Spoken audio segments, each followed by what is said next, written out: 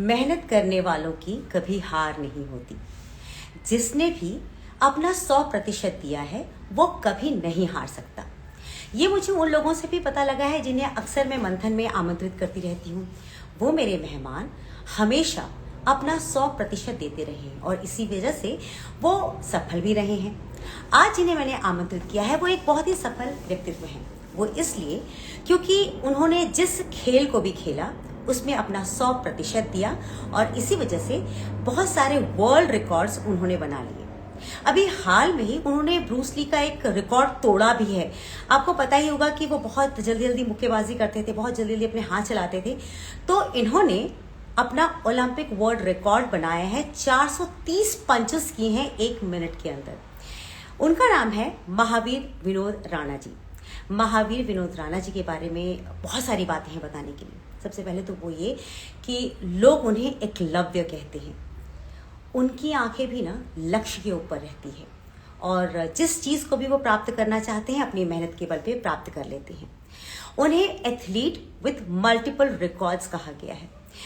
उन्हें world record कायम किया है उन्होंने और गोल्ड मेडल मिला है उन्हें। इंटरनेशनल गोल्ड मेडल मिला है उन्हें जू जित्सु में। अच्छा, इस गेम के बारे में मुझे मालूम नहीं है तो मैं उनसे ही पूछ लूंगी। उसके अलावा मिक्स्ड मार्शल आर्ट्स में, किक बॉक्सिंग में, एसएफएल फाइटर हैं, प्रो रेसलर हैं और जैसा कि मैंने आपको बता दिया कि पंचिंग में उन्होंने अभी एक रिकॉर्ड बनाया है।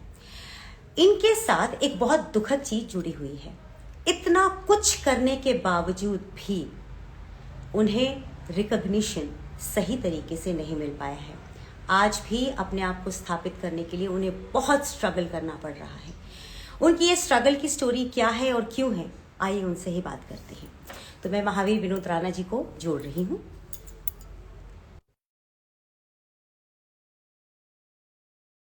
प्लीज चेक कर लीजिए।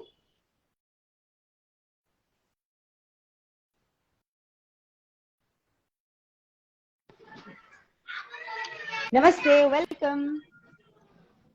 जय हिंद। जय हिंद सर। आप मुझे देख पा रहे हैं ना? क्या हो गया? मैं आपको देख पा रही हूँ सर।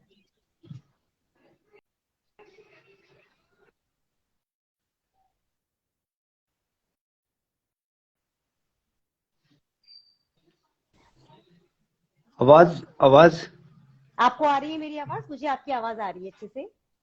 आवाज कम आ रही है आपकी आवाज। मेरी आवाज कम आ रही है? आप अपने फोन का एक बार साउंड चेक कर लीजिए। देखिए अब आपको ठीक से आ रही है मेरी आवाज? जी जी, अब आई आवाज। जी। नमस्ते, कैसे हैं आप? मैं ठीक हूँ, आप कैसे हैं? मैं बिल्कुल बढ़िया हूँ सर। सबसे पहले तो बहुत बहुत शुभकामनाएं। अभी आपने हाल फिलहाल में ही एक और वर्ल्ड रिकॉर्ड बना लिया, ओलंपिक वर्ल्ड रिकॉर्ड।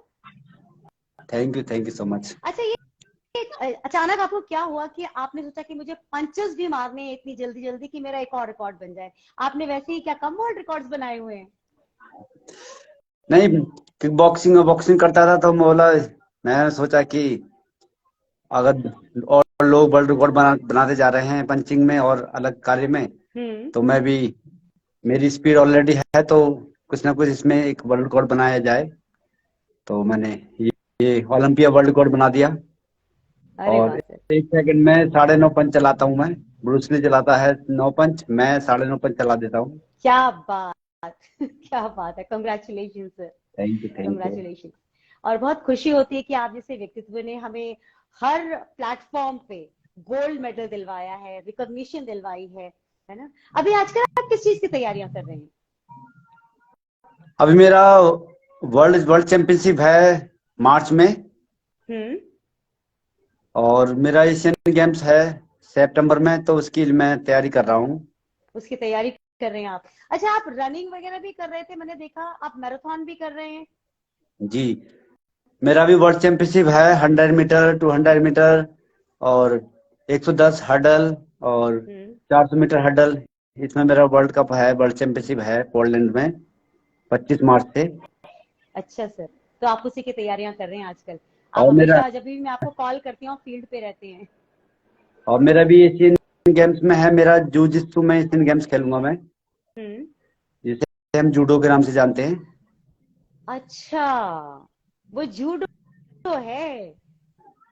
हाँ, क्योंकि जूडो जू जित्सु से निकल निकल के आया है 1835 में। अरे वाह। 1835 1835 का गेम है ये जू जित्सु, जहाँ से ही जूडो निकल के आया है। हम्म। तो वही मेरा, उसी में मेरा world championship, sorry Asian games है, जो सितंबर में चाइना में होंगे। अरे वाह, मेरी तरफ से बहुत बहुत शुभकामनाएं सर। अच्छा सर, मुझे ना एक चीज बहुत हैरान कर रही थी, आपने बहुत सारे अलग अलग गेम्स खेले। मतलब अगर आपको किसी एक गेम में वर्ल्ड रिकॉर्ड बन गया या गोल्ड मेडल मिल गया तो फिर आप दूसरा गेम खेलने लगते हैं। अक्सर मैंने देखा है कि खिलाड़ी किसी एक गेम में अपना नाम बनाते हैं, जी, पर आप हर अलग अलग गेम में क्यों नाम बनाने की कोशिश करते हैं? किसी एक गेम में क्यों नहीं टिकते आप? क्योंकि जो मेरा जो पहला बैकग्राउंड था बहुत ही पुअर था, जिसके कारण मेरे पास मनी प्रॉब्लम थी, जिसके कारण मैं आगे नहीं बढ़ पा रहा था। तो जिसके कारण मुझे पैसे के कारण जाना पड़ा अलग अलग गेम्स में, कि जिससे मेरी आर्थिक स्थिति भी सुधर सके, और मेरी जो भी फाइनेंशियल कंडीशन है स्पोर्ट्स को लेकर, हम्म। जो भी स्पोर्ट्स में पैसे लगते हैं उसको लेकर, उसके लिए यहाँ पे मुझे अलग अलग उसमें जाना पड़ा, अलग अलग स्ट्रीम में, अलग गेम्स अलग में। वे में जाना पड़ा। Yes yes. तो जैसे आप किसी एक गेम में गोल्ड मेडल जीत जाते हैं, तो जैसे हम क्रिकेट की बात करें या किसी बड़े और अन्य गेम की बात करें, तो उसमें क्या होता है, खिलाड़ी अगर अपना नाम कमा लेता है तो उसके बाद तो उसे बहुत सारे ब्रांड्स मिल जाते हैं जो उसको एंडोर्स करते हैं, उसको स्पॉन्सरशिप मिल जाती है। तो क्या ये सब चीजें आपको नहीं मिली? क्योंकि क्रिकेट के सिवा आजकल लोग किसी को भी ब्रांडिंग नहीं कर रहे हैं, किसी को स्पॉन्सर नहीं करना चाहते।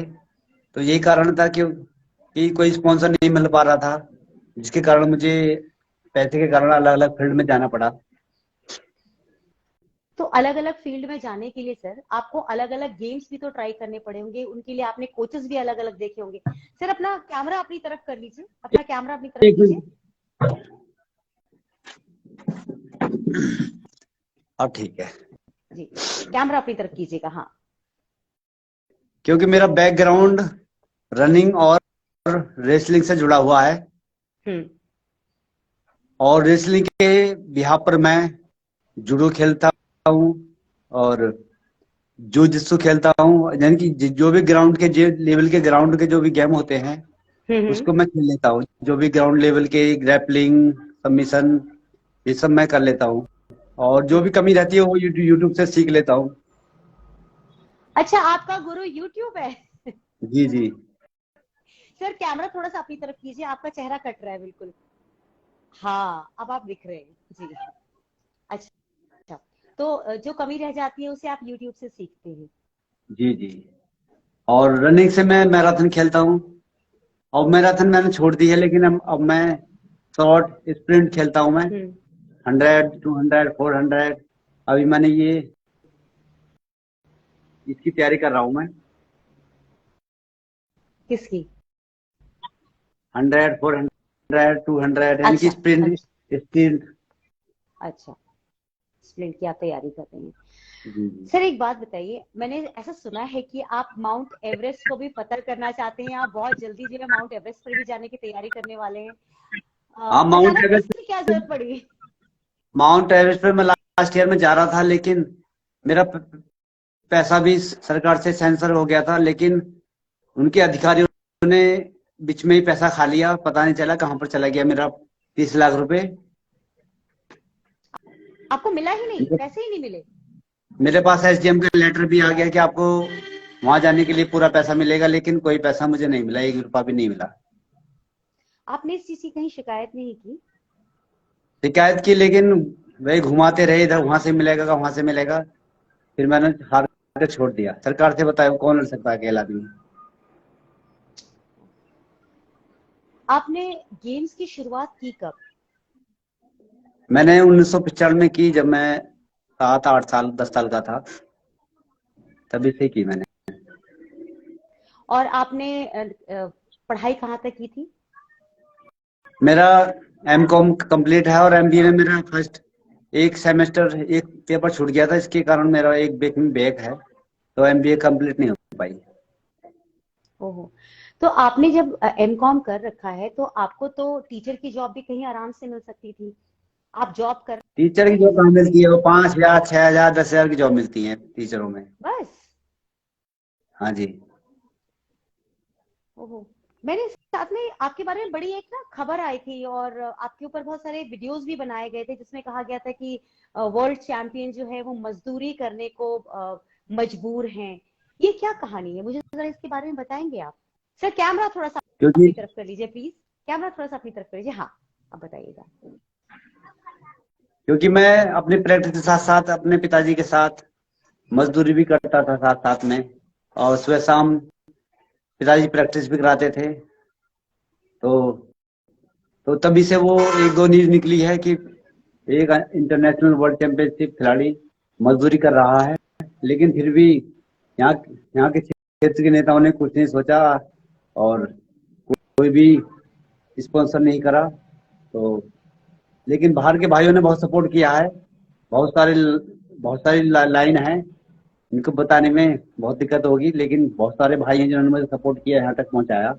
बहुत भाइयों का है सपोर्ट है। आप ये जो कंपनी देख रहे हैं ईपीसी, हाँ हाँ। आज ये मुझे स्पॉन्सर कर रही है, और इसी से अरे वाह। इसी की वजह से मैं Asian games, world championship, Olympic खेल पाऊंगा। अरे वाह। मतलब कुछ अच्छे नेक बंदे हैं इस धरती पे जो कि मदद करते रहते हैं। चलिए, हाँ कहीं से हाँ नहीं जी। सही, कहीं से तो आपको मदद मिल रही है अब। हाँ, इनका नाम है मिस्टर मोहम्मद रिजवान जी, नाम है इनका, जी। जो मुझे पूरा सपोर्ट कर रहे हैं, ट्रेनिंग से लेकर सब कुछ। That's so nice. और उनको मेरा नमस्ते बोलेगा, क्योंकि ऐसे लोग जो हैं, इन लोगों की वजह से ही हमारे देश के जो कई प्रतिभाशाली लोग हैं उनके लिए कोई ना कोई प्लेटफॉर्म मिल जाता है। और सबसे पहला सलाम तो आपको, कि आप चाहे आपके साथ कितनी भी मुश्किलें आए लेकिन आपने हार नहीं मानी है ना? बस ये बस ईश्वर की माया थी, जिसके कारण मेरे अंदर से नेगेटिव बातें नहीं निकली, नेगेटिव सोच नहीं निकली, और मैं निरंतर खुद से ही हवाओं को, सबको गुरु मानकर मैं प्रैक्टिस करता रहा, प्रकृति को अपना गुरु मानकर। बहुत अच्छी बात है सर, बहुत अच्छी बात है। अच्छा, किसी भी स्पोर्ट्स को खेलने के लिए बहुत सारे चीजों की जरूरत होती है। जैसे अगर आप दौड़ रहे हैं तो जूते अच्छे होने चाहिए, है ना? अगर आप देश रिप्रेजेंट कर रहे हैं, कहीं जा रहे हैं, तो उस वक्त बहुत सारी चीजों की जरूरत होती है। जी जी। तो उस चीज को आपने कैसे पार किया, क्योंकि आप इससे पहले भी वर्ल्ड चैंपियनशिप के लिए बाहर जा चुके जी हैं? तो क्या आपको सरकार ने मदद नहीं की, उसमें भी मदद आपको आपके दोस्तों ने की है? जी जी, सब सारे फ्रेंड हैं, लेकिन अपने गांव को छोड़कर गांव में कोई सपोर्ट, गांव से सपोर्ट कुछ नहीं मिलती है। जितनी भी बाहर से सपोर्ट मिलती है, जितने में बाहर के सपोर्ट करते हैं, अलग जिले के, अलग राज्य के लोग सपोर्ट करते हैं, जिले अलग अलग राज्यों से, जिलों से। हरियाणा से बहुत सपोर्ट मिलती है, और अलग मतलब अपने गांव छोड़कर सबसे सपोर्ट मिलती है। आप कहाँ के रहने वाले हैं सर? मेरा गांव का नाम सपनावत है, जो जिला हापुड़ में पड़ता है, उत्तर प्रदेश में। अच्छा। जी। तो वहां से आपको मदद ना मिलके देश के बाकी हिस्सों से आपको मदद मिल रही है। स्पेशली आपने जी हरियाणा का नाम लिया। हरियाणा जो है वो स्पोर्ट्स को वैसे भी बहुत प्रमोट करते हैं। जी। जी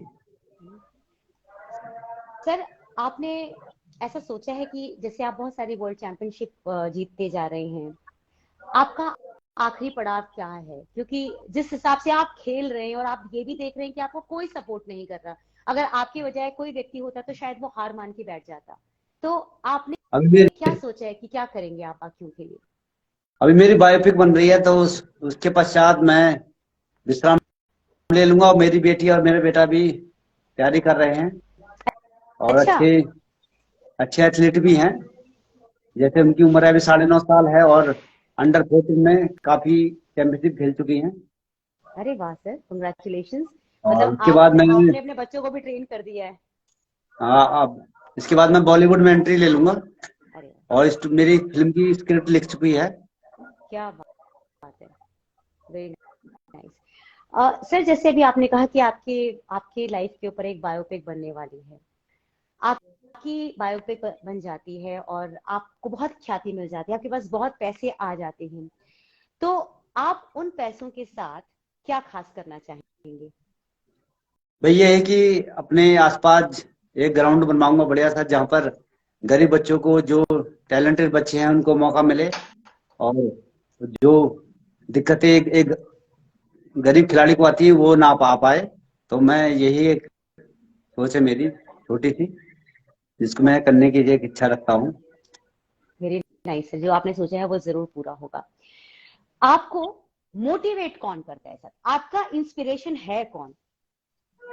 मेरी इंस्पिरेशन मेरी मम्मी और मेरे माता पिता ही हैं दोनों। अरे वाह, माता पिता ही है।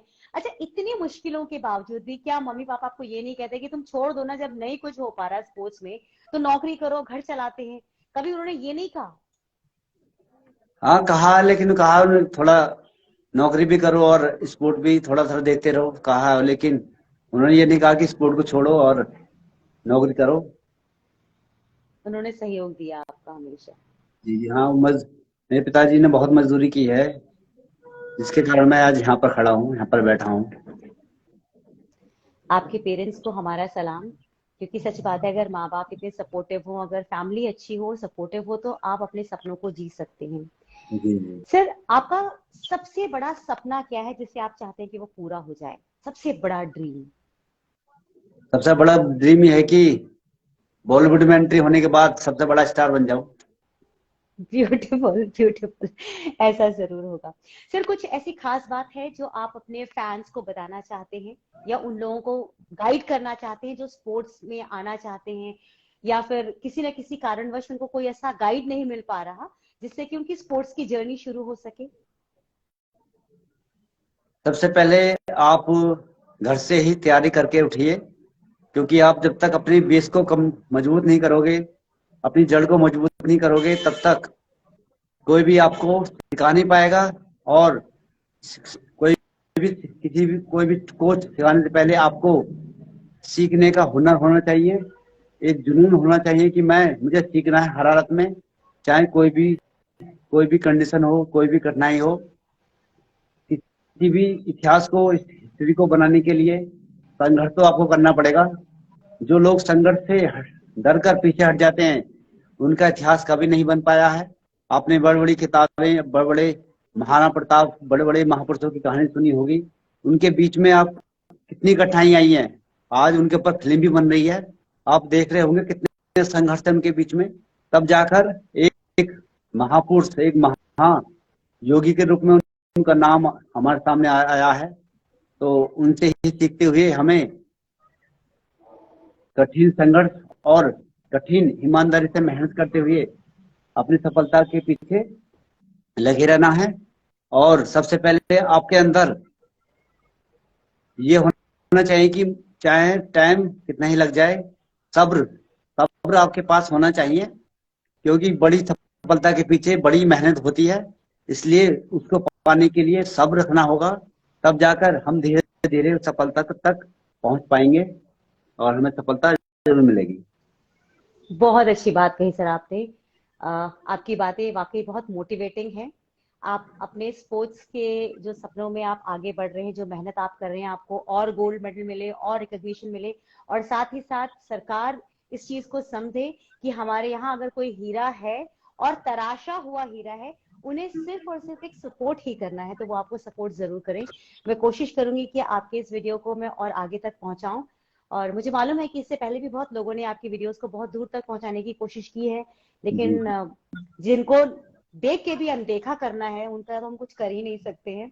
आप जी जी। देशवासियों को कुछ कहना चाहेंगे जो कि सिर्फ और सिर्फ क्रिकेट को बढ़ावा देते हैं और आप जैसे स्टार्स को बिल्कुल भी हेल्प नहीं करते, उनके लिए कुछ कहना चाहेंगे आप? जी जी, क्योंकि जब हमारे ओलंपिक और एशियन गेम्स आते हैं, वो लोग बोलते हैं कि ये देखिए 133 करोड़ों में कुल एक या दो ही मेडल आ पाए हैं। लेकिन मैं उनको बताना चाहूंगा, आपने कितना सपोर्ट किया है उनको, हाँ। कितना सपोर्ट के लिए आप उनके पास पहुंचे हो, क्योंकि बोलने में और करने में बहुत अंतर होता है।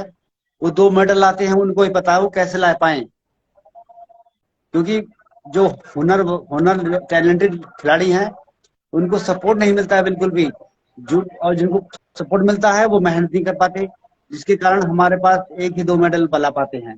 इसलिए सबको मेहनत करनी पड़ेगी, सबको सपोर्ट करना होगा, तब जाकर हमारे ओलंपिक में मेडल आएंगे। क्योंकि और देश, चीन देख लीजिए, सबसे नंबर 1 पर रहता है, और छोटे छोटे कंट्री हैं जो 10-10 मेडल लाते हैं ओलंपिक में, और हम एक भी नहीं ला पाते गोल्ड मेडल। ये कहीं ना कहीं हमारे अंदर ही कमी है। इसलिए हमें अपनी कमी को दूर करते हुए खिलाड़ी को सपोर्ट करना होगा, जिससे वो अपने देश के लिए ओलंपिक में मेडल लाएं। और बस छोटी सी बात है और समझ जाएंगे वो लोग। बिल्कुल ठीक आपने कहा सर, क्योंकि जब ओलंपिक्स होते हैं तो हम भी मेडल की डाली देखते रहते हैं और हम कहते कह रहे देखो इस देश के इतने मेडल्स आए, भारत के तो इतने आते ही नहीं है। लेकिन जो पीछे छुपी हुई वजह है वो ये है कि खिलाड़ियों को सपोर्ट नहीं मिलता है, इसीलिए खिलाड़ी उस लेवल तक नहीं जा पाते या उनकी जी प्रिपरेशन उस लेवल तक नहीं हो पाती है। जी और जी। उसका जीता जागता उदाहरण आप हैं। आपने तो फिर भी अपने बलबूते पर जितना आप कर सकते थे आप विदेशों में गए हैं और आपने अपने नाम पर बहुत सारे गोल्ड मेडल्स जीते हैं, और वो आपकी मेहनत की वजह से ही है और आपके दोस्तों की सपोर्ट की वजह से है। जी लेकिन हम कोशिश करेंगे कि सरकार भी इस चीज को समझे और ऐसे खिलाड़ियों को जो आप जैसे खिलाड़ी हैं उनको सपोर्ट करें। सर आपका बहुत बहुत शुक्रिया, आपने अपना समय दिया। जी। अपने टाइम में से आप, मुझे मालूम है आप प्रैक्टिस कर रहे थे ग्राउंड में, उसके बाद भी आपने अपना थोड़ा सा समय मुझे दिया, उसके लिए आपका तहे दिल से बहुत बहुत धन्यवाद sir. Thank you thank so much you, thank and you, all the thank best sir, all the best for your you. Future.